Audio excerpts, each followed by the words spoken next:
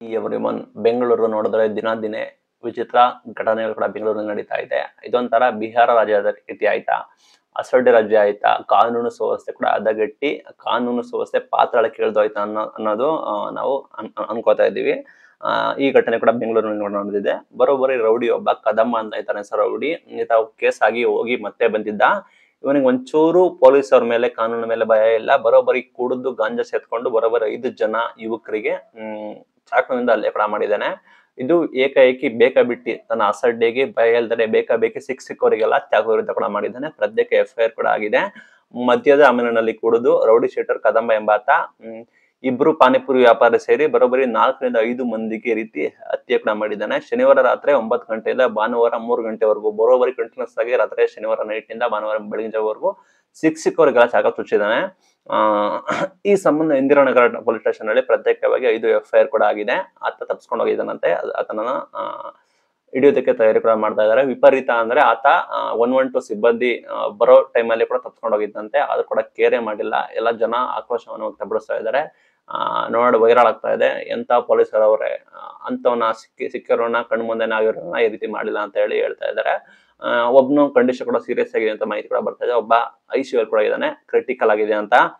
ಈ ಸಂಬಂಧ ಮಾಹಿತಿ ನೋಡೋದಾದ್ರೆ ಏನೇನು ಎಲ್ಲೆಲ್ಲಿ ಮಾಡಿದಾನೆ ಅಂದ್ರೆ, ಇಂದಿರಾನಗರದ 6th ಮೇನ್ ರೋಡ್ ಅಲ್ಲಿ BBMP ಶುದ್ಧ ನೀರಿನ ಘಟಕ ಇರೋ ಸ್ಥಳದಲ್ಲಿ ಜಶವಂತ್ ಎಂಬವರನ್ನ 8ನೇ ತಾರೀಕಿನಂದು ರಾತ್ರಿ 9 ಅಡ್ಡಗಟ್ಟಿದ್ದಾನೆ.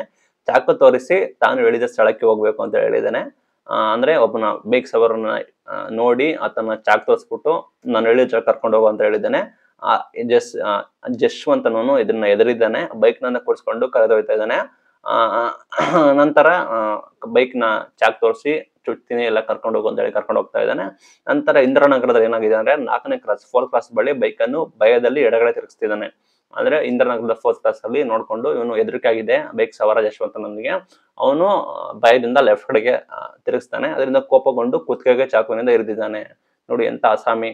ಮೊದ್ಲೇ ಅಸಡ್ಡೆ ತೋರಿಸ್ಕೊಂಡು ದವಳ ತೋರಿಸ್ಕೊಂಡು ಹೋಗಿ ಅವನು ಚಾಕ್ ಬರ್ಸ್ಬಿಟ್ಟು ಕರ್ಕೊಂಡು ಹೋಗು ಅಂತ ಹೇಳ್ಬಿಟ್ಟು ಚಾಕ್ನಿಂದ ಕುತ್ತಿಗೆಗೆ ಇರಿದಿದ್ದಾನೆ. ಈ ರೀತಿ ಆಗಿದೆ. ಅದೇ ರೀತಿ ದೀಪಕ್ ಕುಮಾರ್ ವರ್ಮಾ ಎಂಬುವವರಿಗೆ ಇಂದಿರಾನಗರದ 100 ಫೀಟ್ ರೋಡ್ ಅಲ್ಲಿ ಹೋಟೆಲ್ ಸಮೀಪದಲ್ಲಿ ಕೂಡ ಇದೇ ರೀತಿ ಪಾನಿಪುರಿ ಅಂಗಡಿ ಇಟ್ಕೊಂಡಿದ್ದಾನಂತೆ.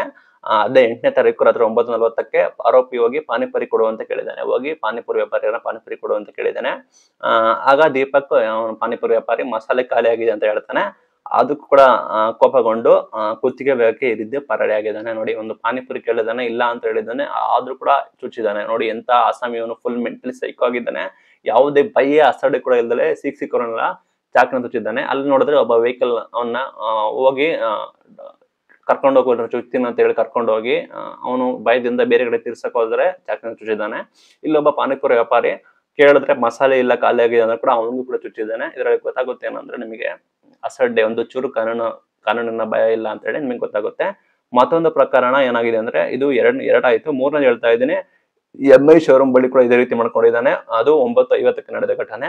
ಕಂಟಿನ್ಯೂಸ್ ಮಾಡ್ಕೊಂಡು ಹೋಗ್ತಾ ಇದ್ದಾನೆ. ಅಂಗಡಿಗೆ ಬಂದು ಪಾನಿಪುರಿ ಕೊಡು ಅಂತ ಒಬ್ಬನ ಕೇಳಿದ್ದಾನೆ. ಆತ ಸ್ಕ್ಯಾನರ್ ಎಲ್ಲಿದೆ ಅಂತ ಅಂದಿದ್ದಾನೆ.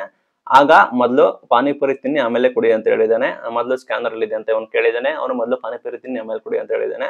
ಅದಕ್ಕೆ ಒಪ್ಪಕೊಂಡು ನನಗೆ ಏಕೆ ದುಡ್ಡು ಕೊಡಬೇಕು ಅಂತ ಹೇಳಿ ಚುಚ್ಚಿ ಹೋಗಿದ್ದಾನೆ. ಎಂತ ದೌಲತ್ತು ನೋಡಿ.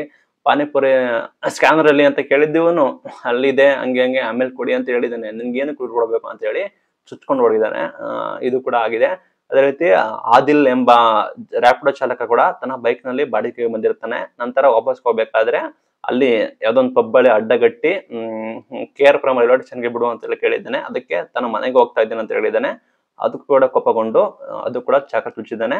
ಮೊಬೈಲ್ ಕಸಿದುಕೊಂಡು ಪರಾದಿ ಆಗಿದ್ದಾನೆ. ಮೊಬೈಲ್ ನ ಕಿತ್ಕೊಂಡು ಕೂಡ ಓಡೋಗಿದ್ದಂತೆ. ನೋಡಿ ಎಂತ ವಿಚಿತ್ರ ಘಟನೆ. ಸಿಕ್ಕವ್ರನ್ನ ಚುಚ್ಚೋದು, ಪಾನಿಪುರಿ ಅಂಗಡಿ ಹೋಗೋದು, ಅಲ್ಲೇ ಅವ್ರು ಇಲ್ಲ ಅಂದ್ರೆ ಕೂಡ ಚುಚ್ಚೋದು, ಇಲ್ಲಿ ಯಾರನ್ನ ಬೈಕ್ ಸವಾರನ್ನ ತಡೆಯೋದು, ಕರ್ಕೊಂಡು ಹೋಗೋ ಅನ್ನೋದು, ಇಲ್ಲ ಅಂದ್ರೆ ಚುಚ್ಚೋದು, ಇದೇ ರೀತಿ ಮಾಡಿದ್ದಾನೆ ಬರೋಬ್ಬರಿ. ಅದೇ ರೀತಿ ಸೆಕ್ಯೂರಿಟಿ ಗಾರ್ಡ್ ಮೇಲೆ ಕೂಡ ಆಗಿದ್ದಾನೆ. ಇಂದಿರಾನಗರದ 80 ಫೀಟ್ ಅಲ್ಲೇ ಅದೇ ಜಾಗದಲ್ಲಿ ಖಾಸಗಿ ಕಂಪನಿಯ ಸೆಕ್ಯೂರಿಟಿ ಗಾರ್ಡ್ ಮಹೇಶ್ ಅನ್ನೋರಿಗೆ ಅಲ್ಲಿ ಅಡ್ಡಗಟ್ಟಿಬಿಟ್ಟು ಅಲ್ಲೂ ಕೂಡ ಚಾಕಿನಿಂದ ಇರಿತ ಮಾಡಿದ್ದಾನೆ. ಕೃತ್ಯ ಎಸಗಿದ್ದಾನೆ ಅಂತ ಮಾಹಿತಿ ಕೂಡ ಬರ್ತಾ ಇದೆ. ಈ ರೀತಿ ಸಿಕ್ಕವರಿಗೆ ಕಂಡಲ್ಲಿ ಈತ ಕದಂಬ ಅನ್ನೋನು ಕಂಡ ಜಾಗದಲ್ಲಿ ಈ ರೀತಿ ಚಾಕುವಿನಿಂದ ಇರಿತ ಕೂಡ ಮಾಡಿದ್ದಾನೆ. ಇಂಥವರಿಗೆ ಪೊಲೀಸರ ಭಯ ಇರೋದೇ, ಕಾನೂನಿನ ಭಯ ಇರೋದಿಲ್ಲ. ಸಿಕ್ಕವರಿಗೆ ಏನ್ ಬೇಕಾದ್ರೂ ಮಾಡಿದ್ರು ನಾನು ಬಚಾವ್ ಹೋಗ್ತೀನಿ ಅಂತ ಅನ್ಕೋತಾನೆ. ಒಂದು ಪೊಲಿಟಿಕಲ್ ಇರ್ಬೇಕು, ಇಲ್ಲ ದುಡ್ಡು ಇರ್ಬೇಕು, ದೌಲತ್ ಕೂಡ ಇದ್ದೇ ಇದೆ. ಇಂಥವ್ರಿಗೆ ಪೊಲೀಸರು ಚೆನ್ನಾಗಿ ಎಡೆ ಮುರಿ ಕಟ್ಟೋದ್ರೆ, ಇಂಥವ್ರು ಬಗ್ಗು ಬಿಸಾಡಿದ್ರೆ ಮಾತ್ರ ಇಂಥವ್ರು ಮತ್ತೆ ಹೊಡ್ಕೊಳ್ಳೋದಿಲ್ಲ. ಇವನು ನೋಡಿ ಇನ್ನಷ್ಟು ಜನ ಕಲ್ತ್ಕೋತಾರೆ, ಇವನ್ ನೋಡಿ ಇನ್ನಷ್ಟು ಜನ ಫಾಲೋ ಮಾಡ್ತಾರೆ. ಅಥವಾ ಈತನೇ ಕೇಸ್ ಆಗಿ ಜೈಲಿಗೆ ಹೋಗಿ ಬಂದ್ರು ಕೂಡ ಮತ್ತೆ ಇದನ್ನೇ ಚಾಳಿನ ಮುಂದುವರಿಸ್ತಾನೆ. ಚೆನ್ನಾಗಿ ಇಡ್ಡ ಹೊಡೆದು, ಚೆನ್ನಾಗಿ ಬಡದು ಕೇಸ್ ಹಾಕಿ ಒಳಗ್ ಹಾಕ್ಬೇಕು, ಆಗ ಸರಿ ಆಗುತ್ತೆ. ಎಲ್ಲೋ ಕಾಂಗ್ರೆಸ್ ಸರ್ಕಾರ ಬಂದ್ಮೇಲೆ ಈ ರೀತಿ ಘಟನೆಗಳು ಜಾಸ್ತಿ ಆಗ್ತಾ ಇದಾವೆ. ರೇಪ್ಸ್ ಕೂಡ ಜಾಸ್ತಿ ಆಗ್ತಾ ಇತ್ತು ಬೆಂಗಳೂರಿನಲ್ಲೆಲ್ಲ ಕಡೆ. ಏನ್ ಕ್ರಮ ಕೈಗೊಳ್ತಾರೆ ಏನೋ ನೋಡೋಣ. ಈ ಸುದ್ದಿ ಸಾಕಷ್ಟು ಕಡೆ ವೈರಲ್ ಆಗ್ತಾ ಇದೆ. ಬೆಂಗಳೂರಿನಲ್ಲಿ ಈ ರೀತಿ ಘಟನೆ ನಡೆದಿರೋದು ನೋಡಿ ಜನರಿಗೆ ಭಯ ಆಗುತ್ತೆ. ಜನರು ಭಯದಿಂದ ಓಡಾಡೋ ಸ್ಥಿತಿ ಬಂದ್ಬಿಟ್ಟು ಬೆಂಗಳೂರಿನಲ್ಲಿ ನಡೆದಿದೆ.